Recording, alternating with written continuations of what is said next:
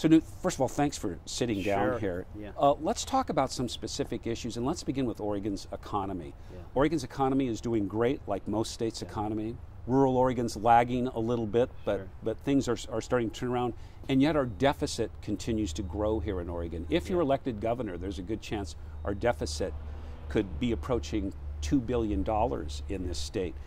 What do you see as the reasons for that budget deficit in Oregon? But more importantly, how are you going to prioritize your programs to fit with that deficit, knowing we're going to have a deficit, you're going to have to make some tough choices on where to spend the money? Sure, sure. Well, great question, and very thankful for the hardworking people of Oregon that have produced so much tax revenue. As you referenced, the state of Oregon's never seen more dollars in the state treasury than ever before, historic.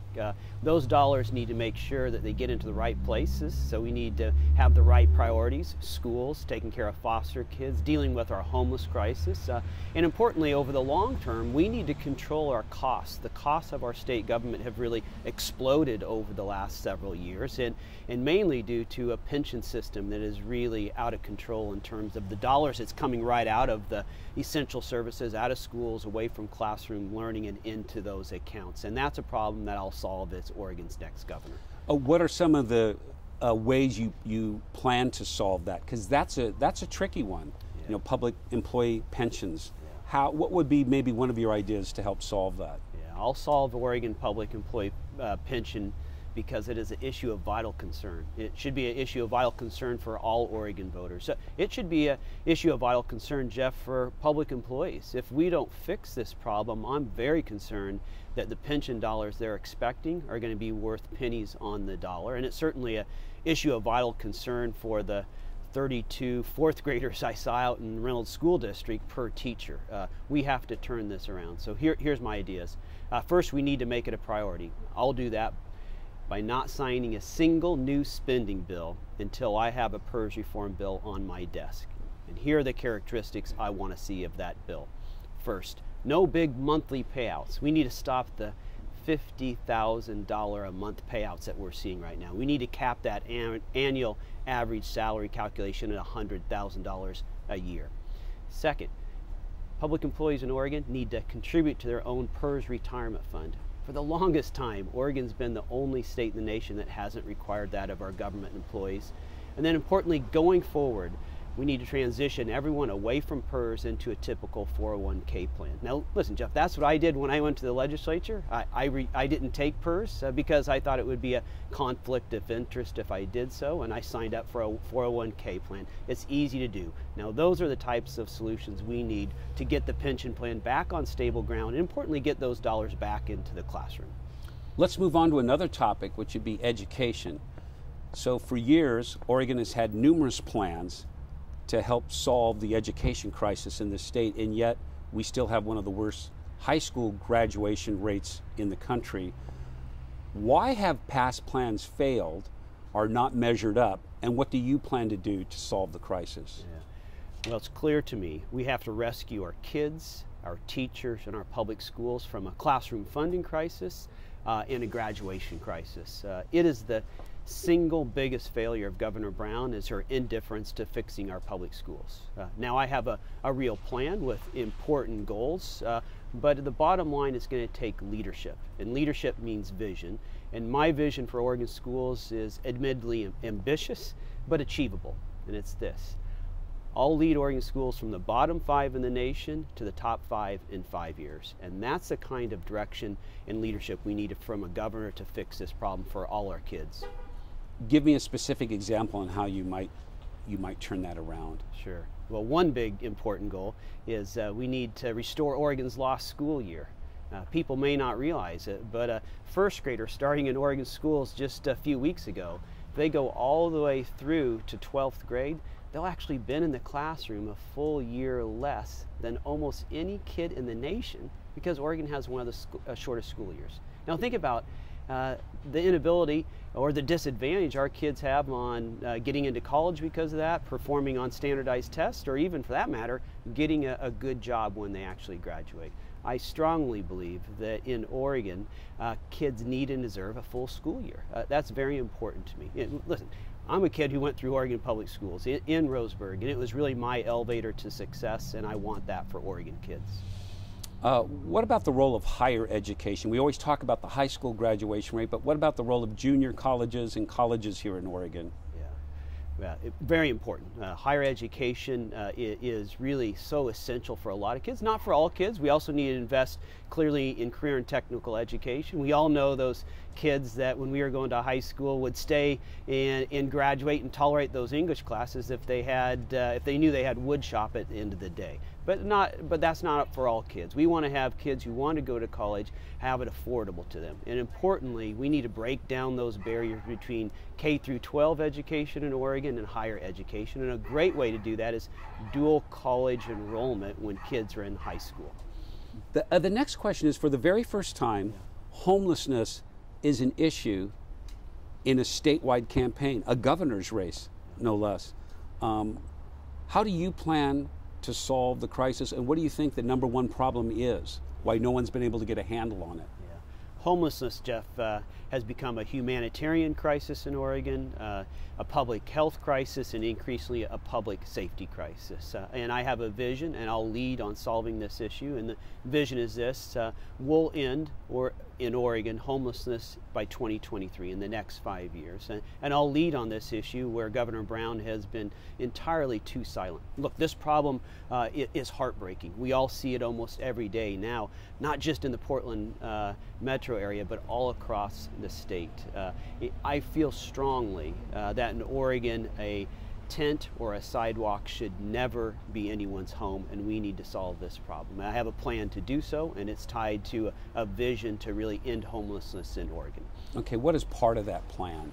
So the key part of that plan is the emergency temporary transitional shelters right away. 4,000. If this is an emergency, and it truly is, it's a crisis, we need to treat it like that. We need emergency temporary shelters right away and start moving people off of the street, and importantly, offer them compassion, expect responsibility, and develop independence. That's the winning formula for really helping people turn their lives around. And when you see organizations doing that, it is a wonderful thing to see.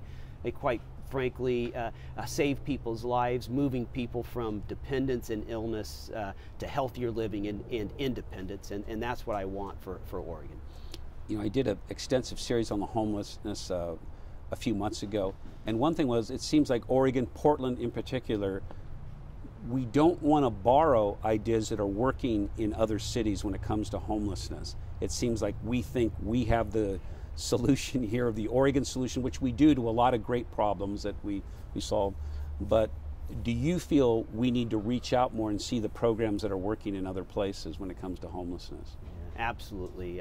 I think all too often we don't allow ourselves to learn from other cities and other states. Cities like San Antonio or Houston, or even cities in Oregon that are doing a really good job with the homeless crisis. Places like Klamath Falls and Tillamook and Bend. But the last 6 months I've traveled the state. I've been going through facilities, evaluating programs, and capturing those good ideas from all around the state. And what is consistent of the organizations that are really making a positive impact in changing people's lives is they offer compassion, but have a little tough love. That means they offer compassion, expect responsibility, and move people to independence. The shelters are simply a path, not a final destination for people. Okay. Let's move on to caring for vulnerable children in Oregon. Oregon's foster care system. We have moved from crisis to crisis with that system. There was a report released last January that the governor now is acting on. Why has that permeated, that foster care crisis, for so long in Oregon, and what are your specific goals to change the system? Look, we need to save vulnerable foster kids in Oregon from the chaos and incompetence and mismanagement of the Brown administration on this issue. And I can't say it any nicer than that, Jeff. The audit you referenced from early this year was devastating. What it showed is that some of the most vulnerable kids in Oregon have been beaten, starved, sexually abused, and worse, with indifference from our state government and Governor Brown's team for years. And on top of that, a culture within that child welfare division of of fear, intimidation, and cover-up. Now, Oregonians deserve and need better than that, and certainly our vulnerable foster kids need and deserve much better than that. And as governor, I will solve this problem right away. In fact, during the last legislative session, I proposed creating a rapid improvement team adequately funded to implement 24 specific recommendations to turn that agency around. It will be a top priority when I'm governor to make sure these kids are protected. What do you think one of the top things, one of the most important things you could do with the foster care system almost immediately that would help the situation? We need to end this culture, this fear-based culture in the organization where frontline caseworkers, the people who are directly responsible for taking care of some of these most vulnerable kids in Oregon, are not muzzled. They feel free to speak up, to talk about the problems, and importantly, fix them. The audit was very clear that that is not the culture that exists right now. It's a fear-based culture, and all too often people who are trying to make positive change are intimidated.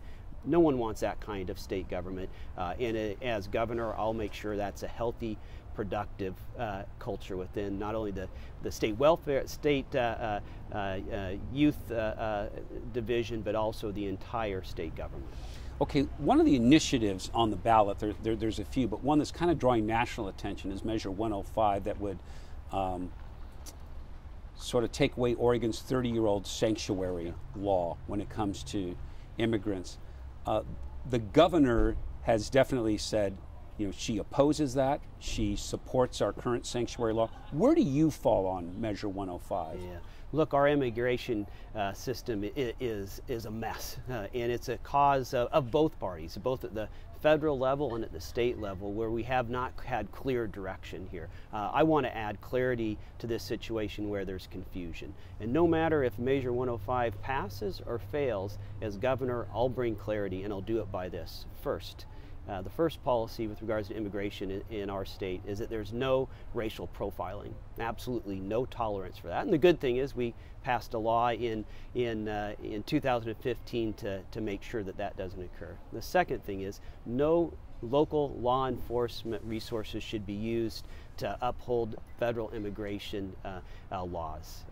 And third, in the future, if anyone is charged or convicted of a crime, there needs to be collaboration between local law enforcement and federal immigration authorities. And that's going to be the key tenet of my policy as governor with regards to the immigration question in Oregon. And that will add clarity where there is now a lot of confusion. Well, it sounds from your answer like then you support the current sanctuary law. Actually not, because that's the difficulty. So the current sanctuary city law was really initially designed to prevent racial profiling, which is a good thing. And we updated that law in 2015, passed unanimously by with broad support from both parties. Where it's confusing right now is what happens, what's the interaction, what's the collaboration and communication between local law enforcement and federal immigration authority when someone is charged or convicted of a crime. That's where there is so much confusion, and it needs to be clearly defined, and I'll do that as governor. Okay. Here's some specific questions, Knute. So there's no doubt about it, you describe yourself as a moderate. Sure. Your commercials show that you're a moderate.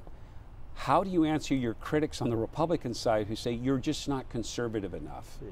Look, Jeff, I have a reputation and a track record of leading with an open heart, a caring, thoughtful voice, one of those people who is able to reach across party lines and get people to work together, and I will do that. And sometimes that means breaking from my party when my party's wrong and agreeing with my party when it's right, and sometimes that upsets people. But the people of Oregon can take heart that I will lead with an independent spirit that takes in consideration and leads for all of Oregon, no matter who you are, where you live, who you happen to love, or even how you're registered to vote. Chances are, if you're elected governor, you'll be a Republican governor, but the legislature will still be controlled by the Democrats here in Oregon. How are you when it comes to bipartisanship, because you're going to be forced into it at Sure. that point? Sure. Well, I have a long track record of reaching across the aisle to work with Democrats. In fact, my track record in the legislature shows that. I've always had Democratic partners on my major pieces of legislation. For example, when I wrote and helped pass the nation's first law that allowed women to obtain contraception over the counter. Those kinds of big ideas you can't get through the Oregon legislature without having a lot of bipartisan support. So I've learned those lessons, build those relationships, and I would continue that as Oregon's next governor. Okay, I can give you, I gave this opportunity to Governor Brown too, and in this final statement, sort of, if you picture this as maybe in your voter's pamphlet, your final statement, so just kind of get that in your head.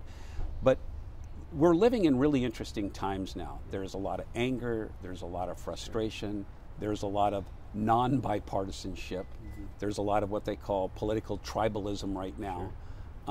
What would you say to voters out there who are making this critical decision on who should lead Oregon over the next 4 years? Well, I think Oregon needs leadership, and I'm running for a very simple reason: to fix the big problems in Oregon that have been avoided, ignored, and made worse by Governor Brown over the last 4 years. And to do that, we need leadership that is a lot more independent and less partisan, leadership that's more interested in innovative ideas than a particular ideology. Oregonians are hungry for that. They're tired of the national divisive rhetoric. They want someone who will focus on fixing important local problems, and I'll do that as governor.